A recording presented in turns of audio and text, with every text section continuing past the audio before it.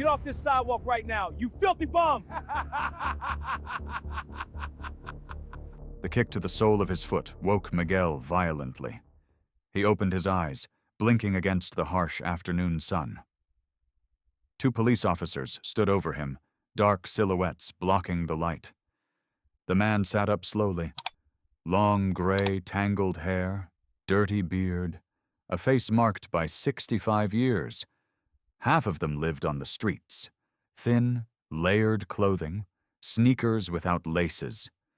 Beside him, a plastic bag containing everything he owned in the world. He said nothing. He simply looked at the officers with tired eyes that had seen too much. It was 4 in the afternoon. Friday. Bank awning on a busy avenue. Miguel had dozed off after managing to collect $5 panhandling. He planned to buy bread for dinner. Sergeant Ryan Mendes looked at Miguel with barely disguised disgust. 35 years old, strong build, spotless uniform, aggressive posture. "Get up, now!" He lightly kicked Miguel's leg. Miguel stood up slowly, knees cracking audibly. "Good afternoon, officers." "Good afternoon?" Corporal Mark Santos laughed. "Look at the manners of the bum, as if manners changed what he is." Ryan crossed his thick arms. "You know it's forbidden to stay here, right?" "I didn't know, sir. I'm sorry. I'll leave right away." "Not so fast." Ryan blocked his path. "ID now." Miguel hesitated. "I don't have it with me." "Don't have it, or it doesn't exist." "It exists, but I don't carry it. I've been robbed several times. 3, to be exact." "Stored where? In your cardboard palace?" "Somewhere I consider safe." "So you have no way to prove who you are?" Ryan smiled. "That's a crime, walking around without ID." "I can go get it if you'd like. It'll take about 40 minutes. "Where do you live?" Miguel vaguely pointed east. "About 2-3 miles from here." "You sleep here but live far away?" Mark looked suspicious. "What kind of poorly told story is that?" I move around. Depends on the day, where I can stay." "Professional vagrant. Keeps moving so the police can't catch him." "That's not it. It's just not every place is safe. Some areas are controlled by other homeless people. Some shop owners throw water." So I rotate. A third officer was in the patrol car observing everything. Officer Lucas Perry, 23 years old, 6 months out of the academy. He frowned. The approach seemed disproportionate. The man clearly wasn't a threat. "Your name?" Ryan asked, taking out a notepad. "Miguel Santos." "Age?" 65. "Occupation?" Miguel visibly hesitated. "Retired." Mark burst into loud laughter. "Retired? You? Homeless people don't retire. Retirement is for those who worked." "I worked. For a long time, more than 3 decades." "Doing what? Picking trash since childhood?" "No. I worked for public institutions. For the state." "Which institutions?" Ryan was impatient.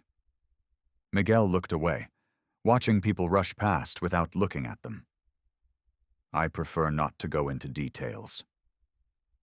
The refusal deeply irritated Ryan. "You don't have a choice. I ordered you to speak." "And I am politely refusing." "Politely?" Mark stepped closer, invading his personal space. "Look how he talks." "Politely refusing. Where did you learn those words? Reading old newspapers from the trash?" "I learned throughout life." "What life?" Ryan gestured with contempt. "You don't have a life. Look at you. Stinking, dirty, sleeping under a filthy awning. That's not life. That's miserable existence." Miguel pressed his lips together, but remained silent. "What's in the bag?" Ryan pointed to the plastic bag beside him. "My personal belongings. Drugs, weapon, stolen phone?" I have none of that. Then you won't mind if I search it? Ryan grabbed the bag without waiting for an answer. Please, be careful, Miguel asked in a controlled voice. It's everything I have in the world. Careful? Mark laughed loudly. With trash? You keep trash. Ryan flipped the bag upside down violently. Everything fell onto the dirty sidewalk. 2 old shirts but carefully folded. Jeans ripped at the knees.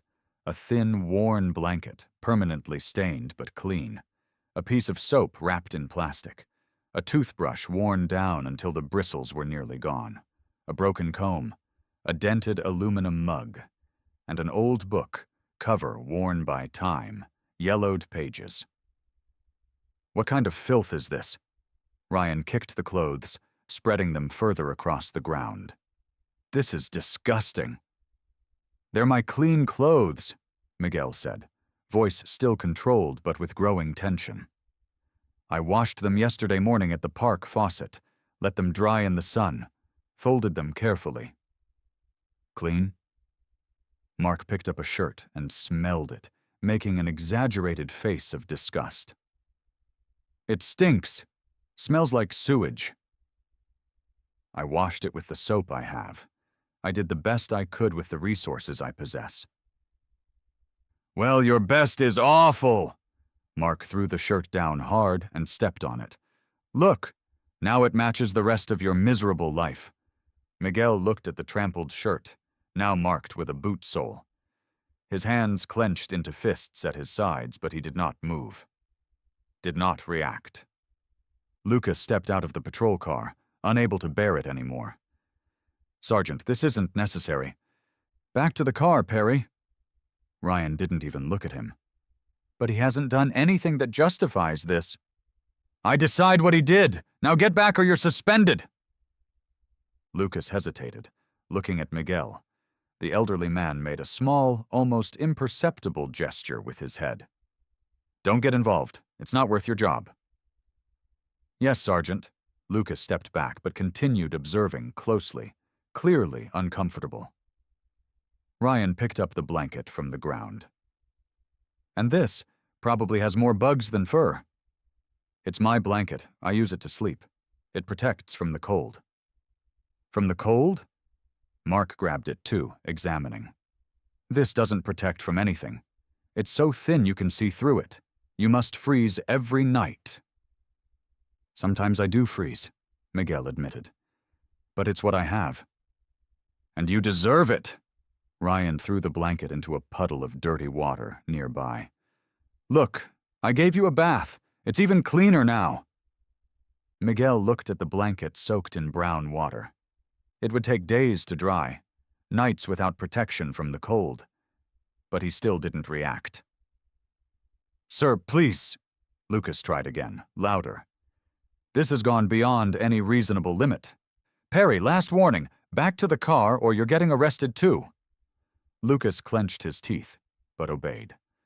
Ryan picked up the dented mug. And this? You drink from this? Yes, I use it for water.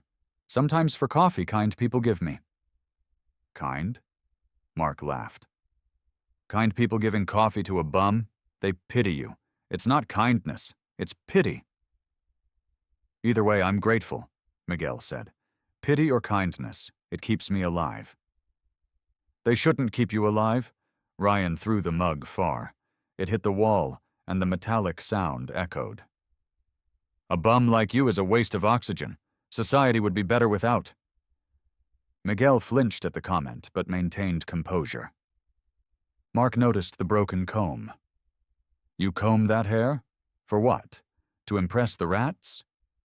I try to maintain some dignity. Appearance is part of that. Dignity? Ryan burst out laughing. Where is the dignity? Where? Then Mark saw the book.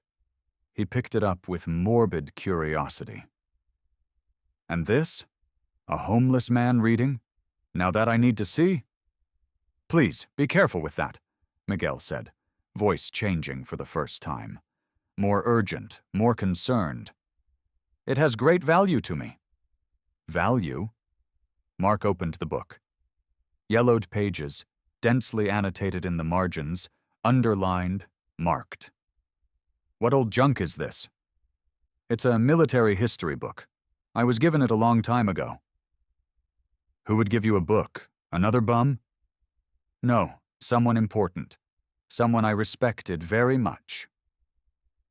And where is that person now? Dead? Abandoned you when you became this? Miguel hesitated. Probably passed away. It's been over 40 years since I received this book. 40 years? Ryan took the book from Mark. You've carried this old trash for 40 years? I have. It's an important memory. From a different time. Of the person I used to be. The person you used to be? Mark mocked. So you admit it. You used to be something. Now you're nothing. I didn't say that. I said I was different. Different how? Ryan flipped through the book roughly. What were you? Rich? Important? Powerful? I wasn't rich, but I had purpose. Work that mattered. What work? I already said. I prefer not to say. There you go again with that refusal. Ryan's face reddened. You know what I think? I think you're making it up. You never had anything. You were always a vagrant, and now you invent stories to feel better. I'm not inventing anything. I simply see no need to share my past with strangers. Strangers? Mark stepped forward. We're police, authority. You owe us everything. The law does not require me to tell my life story. Look at that. The bum knows the law. Ryan laughed. Where did you learn it? In Gutter University? Miguel didn't respond. This book, Mark pointed. What's so special about it? Why keep it? It was a gift from someone who believed in me, who said I had potential. Potential for what? To end up on the street? No.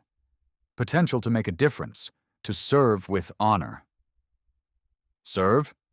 Ryan looked at the dense annotations. Serve as what? In various ways over the years. Stop being vague!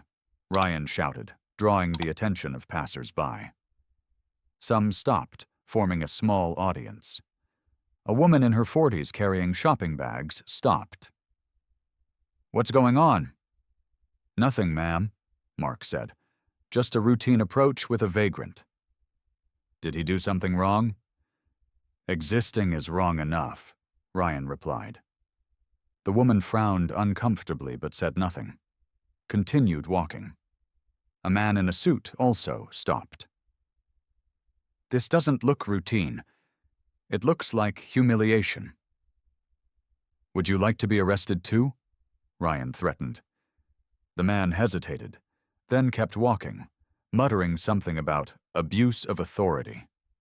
Now there were about 10, 12 people watching from a distance. No one intervening.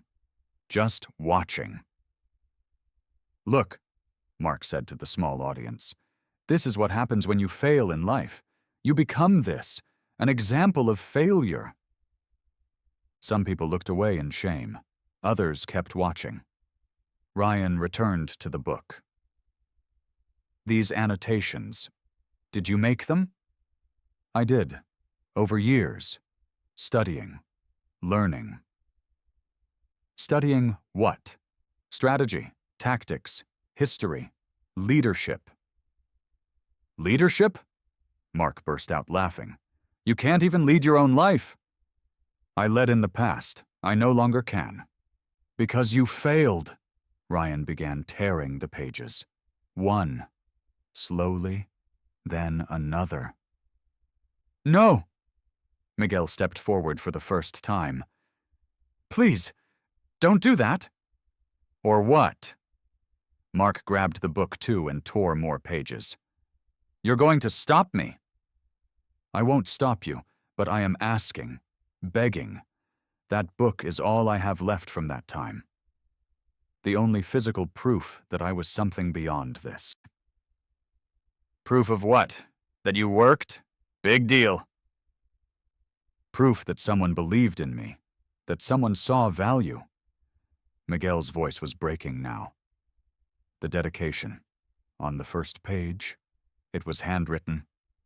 Ryan turned to the first page. He saw old cursive handwriting, faded ink, but still readable.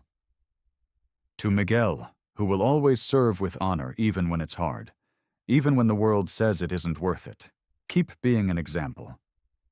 Colonel Barbosa, 1978. Colonel? Ryan read aloud. You expect me to believe a colonel gave you this? He did, at my graduation. Graduation from what?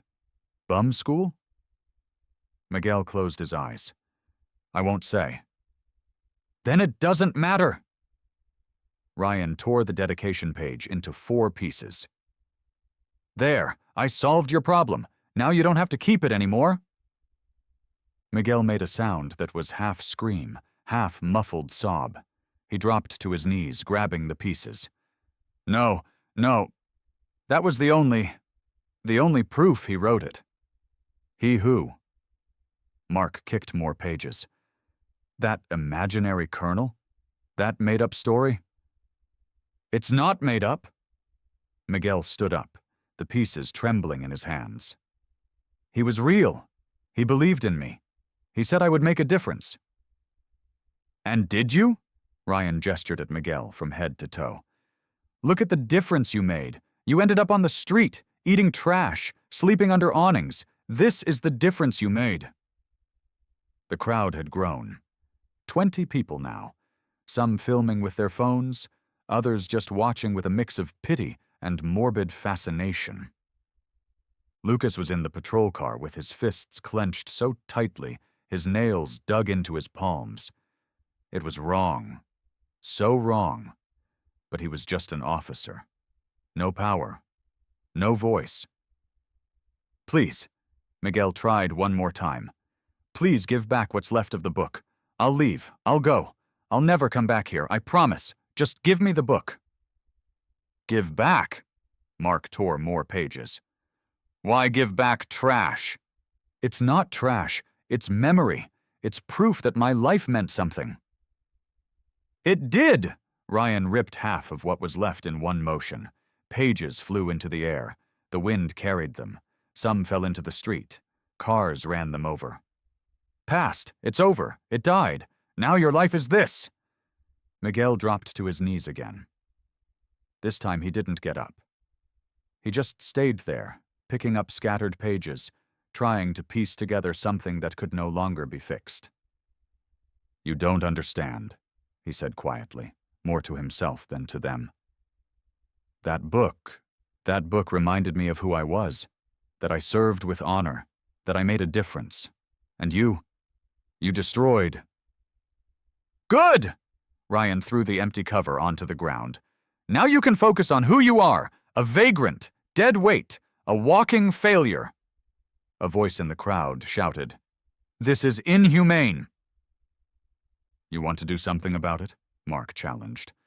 Or do you just want to yell from far away? The person went quiet. That's what I thought, Mark said, satisfied. Everyone likes to complain. No one likes to act. Miguel stayed on the ground, gathering pages. Tears ran down, leaving clean tracks on his dirty face. Get up, Ryan ordered. You're under arrest. Miguel looked up. Arrested for what? Disrespecting authority, disturbing the peace, and I'll make up more if I have to. I didn't do anything that justifies an arrest. Your existence justifies it. Now get up or I'll drag you. Miguel stood up slowly, knees cracking painfully. My things, can I take them? No, it all stays here. Trash goes back to trash. But it's everything I have. If I leave it here, they'll steal it. Your problem! Ryan pulled out handcuffs. Hands behind your back.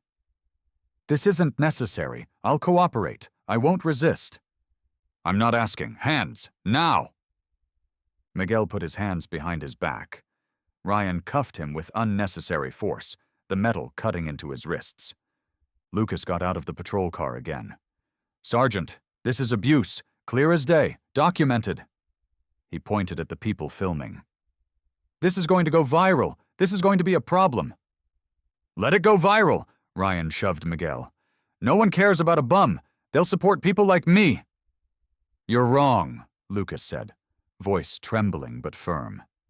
"Completely wrong." "Perry, you're fired when we get back." "Then fire me, but I saw everything, and I'll testify. Against you." Ryan stopped, looked at Lucas with pure hate. "You'll regret this." "Maybe, but I'll sleep with a clear conscience." They put Miguel in the back seat. Lucas got into the front, refusing to look at the sergeants. "Where are we going?" Miguel asked quietly. "5th Battalion, East Zone. You're going to spend some time there." Miguel went completely still when he heard 5th Battalion. "You know it?" Ryan asked, suspicious, looking in the rearview mirror. "No," Miguel said too quickly. "I don't." But something had changed in his face. Tension, recognition, and maybe a tiny spark of hope. The patrol car drove off, leaving all of Miguel's belongings scattered on the sidewalk. Within 10 minutes, everything had been taken by other homeless people or thrown away by shopkeepers, as if Miguel had never existed. The drive took 25 minutes through late afternoon traffic. Miguel stayed completely silent, staring out the window.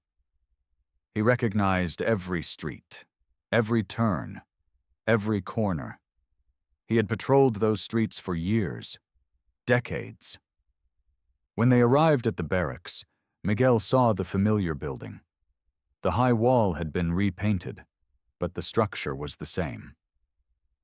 The iron gate, different, more modern, but in the same place. The guard booth had been renovated, but at the same angle. "Get out," Ryan said, yanking the door open. Miguel got out with difficulty, hands still cuffed, his knees cracked loudly.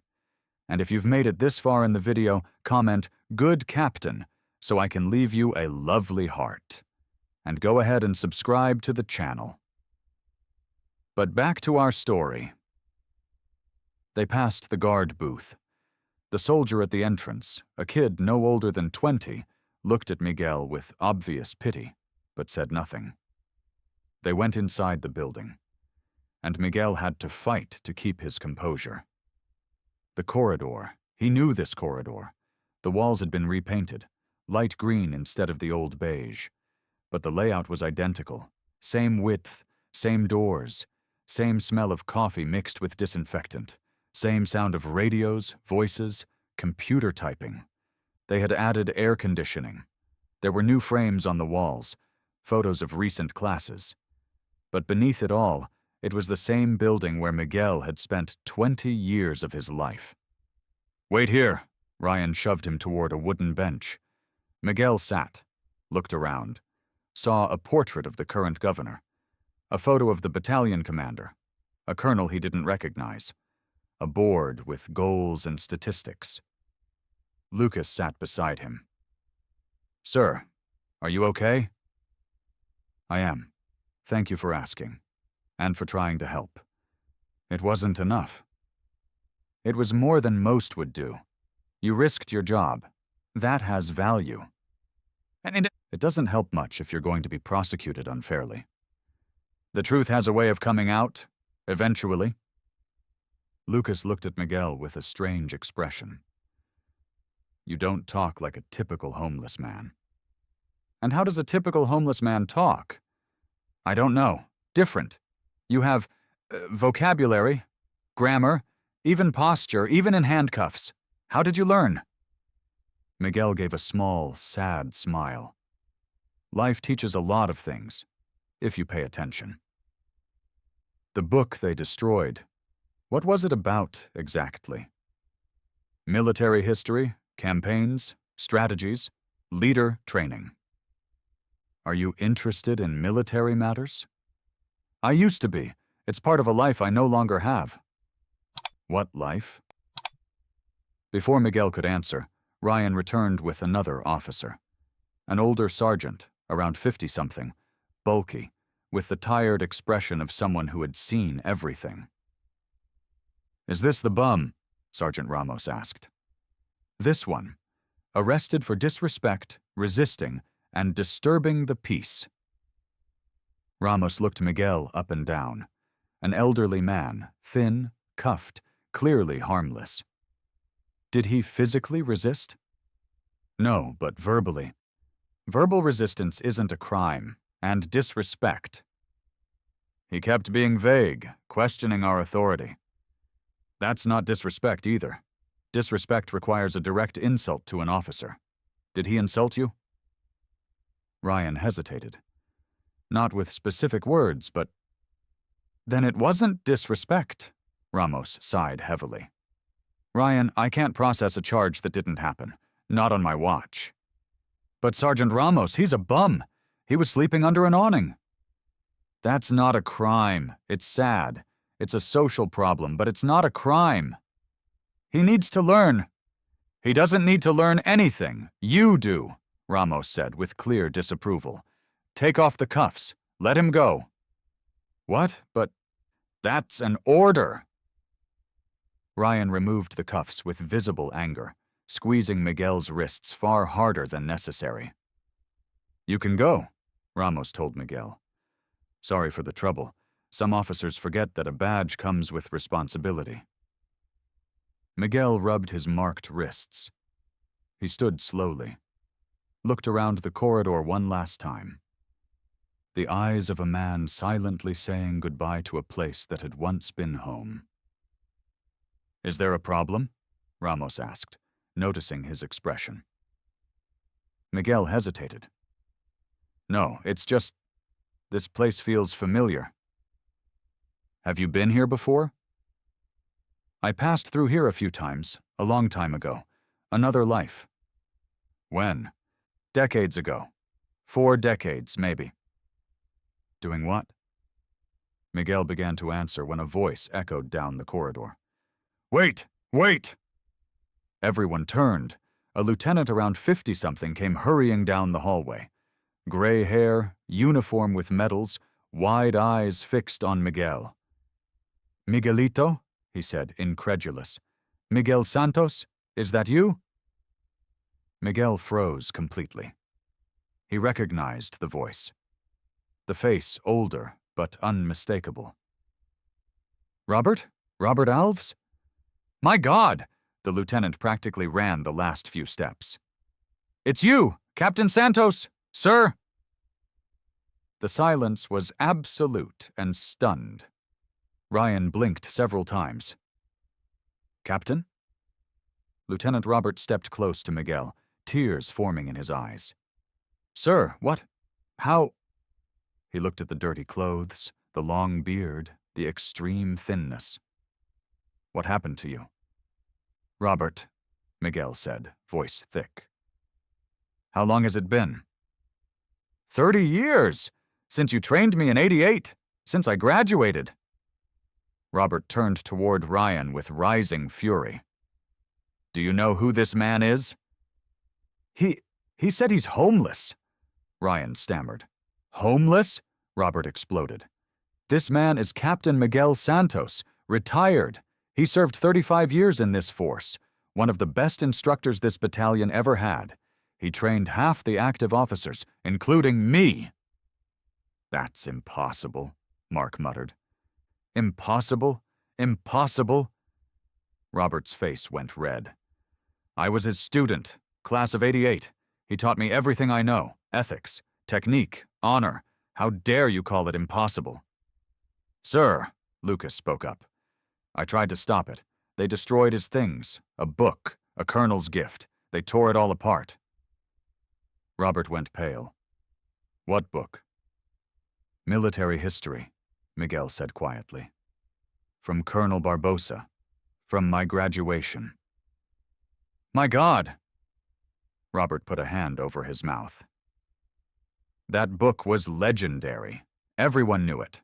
Only the best students received one. And you destroyed it? We didn't know who he was. And you needed to, Robert shouted so loudly people appeared from other rooms. He needed to be an ex-captain for you to treat him with basic respect? No, but... Sergeant Ramos, Robert was still shouting. Call the commander now, immediately. Yes, sir. Robert turned to Miguel, tears running down his face. Sir, how did it come to this? Tell me. Please. Miguel sat back down on the bench. He seemed to have aged 10 years in the last few minutes. My wife died in 2014. Cancer. I spent all my savings on treatment. Chemo, radiation, experimental medications. I sold everything I had, but it didn't help. She died in 6 months. Robert sat beside him, a hand on Miguel's shoulder. I fell into deep depression, Miguel continued. I couldn't eat, sleep, live. I stopped paying rent. I lost the apartment. I went to live in a tiny room. Then I couldn't even pay for that. But your retirement? They stole my identity. Someone took my documents when I was vulnerable. They diverted my benefits, changed the bank account. By the time I realized it, months had passed. I tried to fix it, but without documents, without proof, the system didn't listen to me. I became a ghost. A captain who served 35 years became invisible to the very system he swore to protect. Sir, why didn't you ask for help? Former colleagues? Friends? Shame. Stupid pride. I thought I could handle it alone, that it was temporary.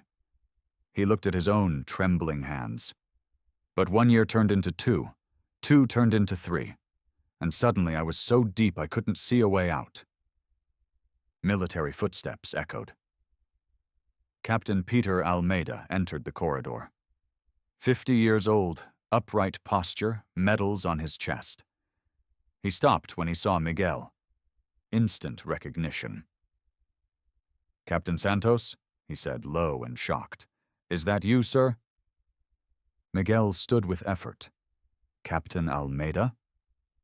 Almeida snapped a formal, perfect salute. Sir! You don't need to. I'm not anymore. You will always be a captain, Almeida said firmly. Then he looked at Ryan and Mark with eyes that promised terrible consequences. You two, names, badge numbers, now. Sergeant Ryan Mendez, badge 4782, sir. Corporal Mark Santos, badge 5291, sir. You arrested Captain Santos? We didn't know who he was, sir. Silence. I don't even want to hear it. Almeida grabbed the radio. Internal Affairs. Come to the 5th Battalion. Urgent. Immediate administrative action. He looked at Miguel. Sir, I need to know exactly what happened. Every detail, from the beginning. In the commander's office, spacious, with flags and historical frames on the walls, Miguel reported everything. Sitting in a comfortable chair, with a glass of water Almeida personally served, he told every detail. Calmly, objectively, as if he were giving an official report. Which he was. Lucas was called in to testify as well. And then, Miguel finished 20 minutes later, they tore the book, half of it. The rest was lost when the wind carried it away. Colonel Barbosa's dedication was torn into 4 pieces. Almeida had kept his eyes closed during the report. When he opened them, there were restrained tears. That book was part of this battalion's history. Every officer who graduated here in the 70s and 80s knew that book, knew what it represented. I know. That's why I kept it for 40 years. Officer Perry, Almeida turned to him. You witnessed everything? Yes, sir. I saw them scatter Captain Santos's belongings. I saw them step on his clothes. I saw them throw the blanket into a dirty puddle. And I saw them tear the book, page by page, while the captain begged them to stop. Did you try to intervene? I tried 3 times, sir, but Sergeant Ryan threatened to suspend me, then to arrest me. But I kept trying, until Captain Santos signaled me to stop, He was protecting me. Understood. Very good, officer. You tried to do the right thing. Under threats, that shows character. Lucas nodded. And you too. Almeida looked at Ryan and Mark, who were standing at attention. Any defense? Sir, Ryan tried, voice trembling. If we had known who he was. Stop! Almeida slammed the table so hard everyone flinched. Stop saying that sentence. I don't want to hear if we had known one more time, because that sentence implies that if he were just homeless, it would be fine. And it is not. It is not. He stood up. Do you know what Captain Santos taught generations of officers? He walked around the desk. That every citizen deserves respect. Rich, poor, powerful, vulnerable, it doesn't matter. Because all are human beings. All have dignity. And you spat on everything he taught, on everything this battalion stands for. Ryan had tears now. Mark was pale and trembling. You destroyed a historical relic? Almeida continued. You humiliated a hero of this force. You abused authority so blatantly it was filmed. And you still have the nerve to say we didn't know? Sir, we can make amends. Compensate, Mark tried. Make amends? Almeida looked at Miguel. Sir, can they make amends? Can they return the book intact? Can they return the 4 decades of memories that book carried? Can they erase the public humiliation? Miguel shook his head slowly. They can't. You two are suspended, Almeida said. Effective immediately, without pay. Administrative proceedings begin Monday. Likely outcome, termination for cause. And if Captain Santos wants to pursue criminal charges, I will personally testify for him. Captain, our careers, our families. Ryan was openly crying now. You should have thought of that earlier, Almeida said coldly. Before humiliating an elderly man, before destroying what was left of his dignity, before laughing while tearing apart a gift from a deceased commander. Sir, Mark tried. Get out, now, immediately, before I arrest you for further disrespect. They left with their heads down, uniforms that once filled them with pride now weighing like shame. Almeida waited for the door to close. Then he turned to Miguel. Sir, I'm going to fix this. All of it. Your documents, your benefits. Monday morning I will personally go to the Social Security Administration with the battalion's attorney. We'll use every bit of institutional weight. You'll get your retirement back. You'll have documents. You'll have your dignity restored. Almeida, I don't know what to say. Don't say anything. It's the minimum. The absolute minimum. His voice broke. Sir, you trained me in 1995. I was an arrogant recruit, thought I knew everything. You taught me humility, respect, what it means to serve. And today, the system I represent fails you like this. No, this stops now. Robert appeared at the door with clean clothes. Sir, I brought clothing. Not a captain's uniform, I don't want to pressure you, but clean civilian clothes. Pants, shirt, and there's an open shower in the officer's locker room. And food, Almeida added. You will eat, you will shower, you will sleep in a clean bed in the officer's quarters. While we're resolving your situation, you stay here. Under our protection, you will never sleep under an awning again. Never. Miguel held the clothes with visibly trembling hands. Thank you. From the bottom of my heart. Thank you. Military Administrative Tribunal. Formal room, flags, crests, an elevated table with 5 senior officers forming the disciplinary council. At the center, Colonel Silva, mid-60s, severe expression. Ryan and Mark sat on the left side, pale, uniforms without insignia. On the right side, Miguel. Clean, shaved, haircut, simple but dignified clothing. Beside him, Lucas in uniform. The room was packed. Officers wanting to watch, some out of curiosity, many out of indignation. "We will begin," Colonel Silva said. "Administrative proceedings against former Sergeant Ryan Mendez and former Corporal Mark Santos. Multiple accusations: abuse of authority, destruction of property, misconduct, disrespect toward a retired superior officer, and a serious violation of the Police Code of Ethics." He struck the gavel. "Captain Santos, you may report the facts." Miguel reported. Everything, in precise detail, in the calm tone of someone used to giving official testimony. No drama, no exaggeration, only facts. The details made the officers on the council frown progressively deeper. "They destroyed Colonel Barbosa's book?" one member asked in an incredulous voice. "The book?" "Yes. They tore approximately half the pages. The rest was lost to the wind. The handwritten dedication was completely destroyed." Indignant murmurs filled the room. "Officer Perry," Colonel Silva called. "You witnessed it?"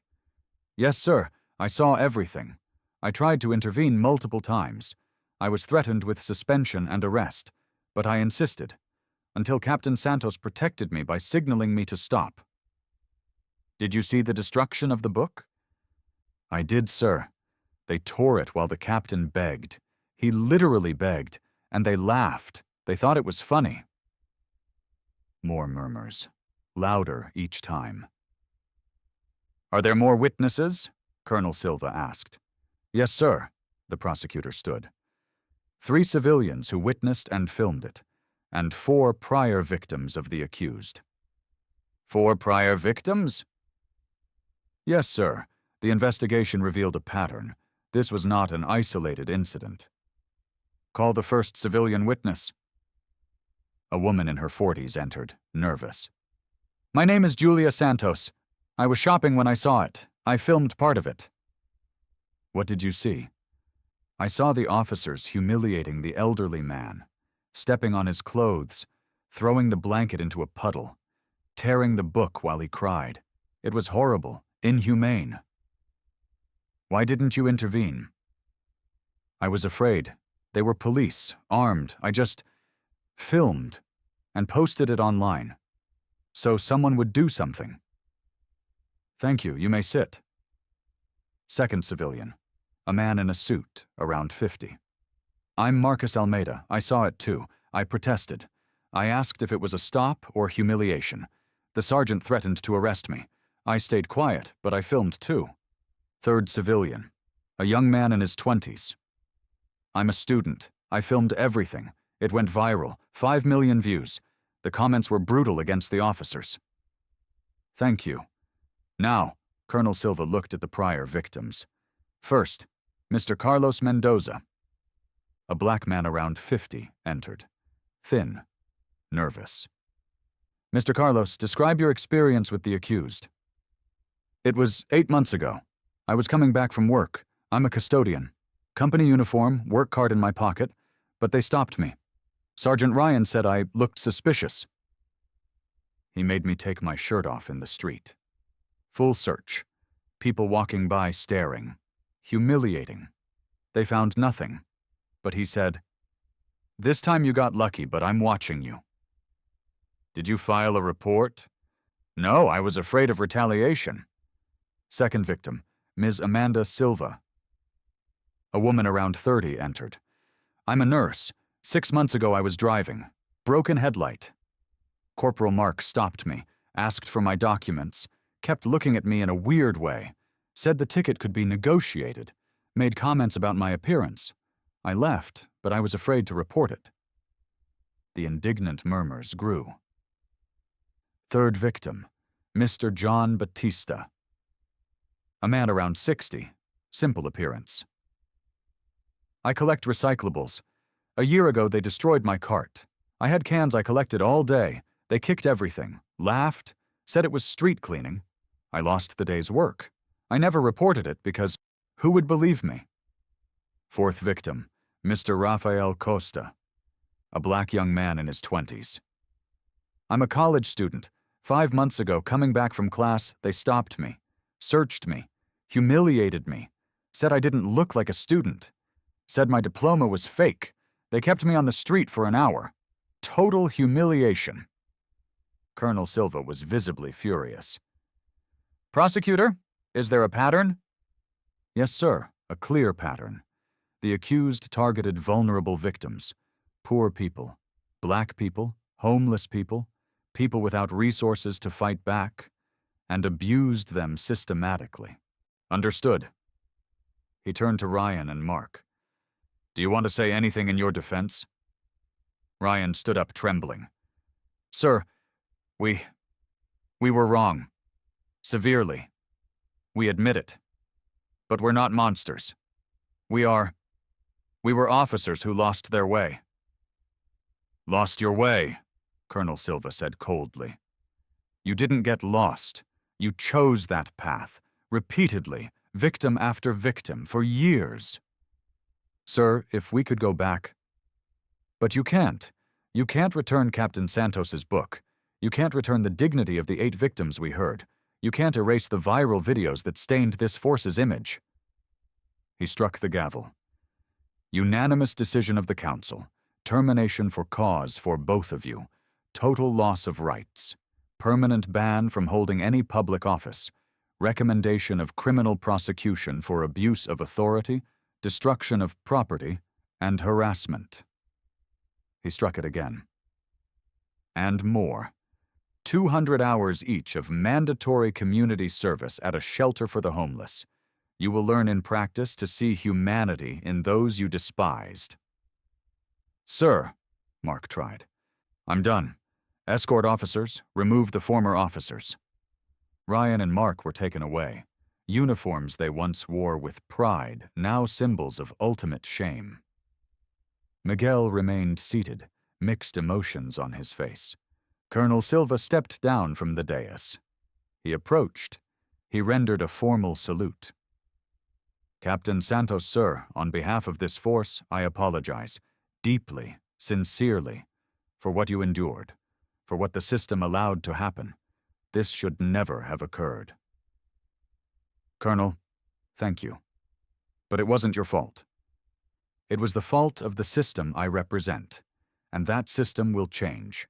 Starting today, a new protocol. Every officer will undergo training on respect, dignity, and the treatment of vulnerable populations. We will use your story, with your permission, as an example of what to never do.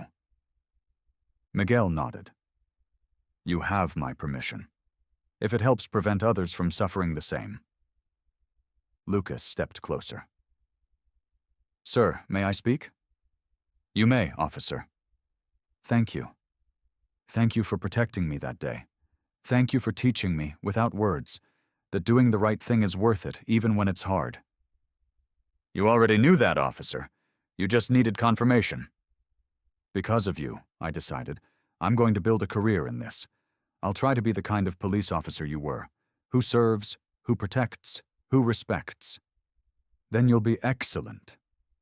Miguel was in a small but comfortable apartment. 1 bedroom, living room, kitchen, bathroom. Benefits regularized, retroactive, including compensation for the system's failure, documents recovered, bank account functioning. But the best part wasn't material. It was volunteering at the 5th Battalion 3 times a week, teaching ethics to recruits, telling history, showing that a badge isn't power, it's responsibility. Lucas had been promoted to corporal. He worked directly with Miguel in the trainings. Captain, Lucas said one day after a session, may I ask something personal? Of course. Why didn't you want revenge? You could have pursued criminal charges. You could have demanded their imprisonment. But you asked only for community service. Why? Miguel thought, looking out the window. Because revenge builds nothing, Lucas. It only destroys. They were wrong, severely, brutally. But destroying them completely wouldn't bring back the book. It wouldn't erase the pain. It wouldn't change the past. But justice isn't always maximum punishment. Sometimes justice is transformation. It's giving a bad person a chance to become a better person. And if they waste that chance, then that's their problem. But I gave the chance, and I can sleep in peace. You're better than me. I would have destroyed them. I'm not better. I'm just older. I learned that carrying hatred weighs more than carrying forgiveness. And forgiving doesn't mean forgetting or accepting. It means letting go of weight, releasing anger that would only hurt me. Lucas nodded, processing. On the last day of community service, Ryan sought Miguel out. He was different, thinner, humble, eyes that had seen his own darkness. "Sir, may I speak?" "You may." His voice trembled. "I don't have enough words. I spent 6 months serving meals to homeless people, listening to stories, meeting people, and each one had a story, had dignity, had value. And I treated them all like trash. And now? Now I know I was completely wrong, that the badge didn't give me the right, that power without compassion is tyranny." Tears fell. I learned, I changed, and I will never treat anyone like that again. Anyone, no matter who they are. Good. That's what I expected. "Sir, will you forgive me?" Miguel looked at him for a long moment. "I'm on my way. Forgiveness takes time. It isn't instant. But I'll get there. One day. Thank you for giving me a chance to change." Ryan left transformed. He got a job as a human rights instructor at an NGO. Mark became a counselor at a rehabilitation center. Because Miguel proved something powerful. That the best revenge isn't destroying the person who hurt you. It's living so well that the pain they caused becomes just a small chapter in a larger story of rebuilding and purpose. On a Saturday afternoon, 6.5 months after that terrible day under the bank awning, Miguel was at the bookstore, looking for something specific. He found it in the military history section. Same edition, same book. 40 years newer, but the same content.